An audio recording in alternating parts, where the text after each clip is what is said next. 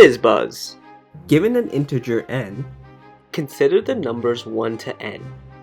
we want to return a list of strings. If the number is not divisible by 3 or 5, we return it back in string form. If the number is divisible by 3, we return Fizz. If the number is divisible by 5, we return Buzz. If the number is divisible by 3 and 5, which means the number is divisible by 15, we return FizzBuzz.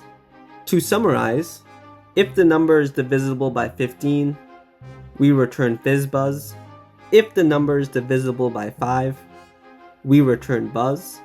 If the number is divisible by 3, we return Fizz. Otherwise, we return the string of the number. And here's the code to do so. Please like and follow for more.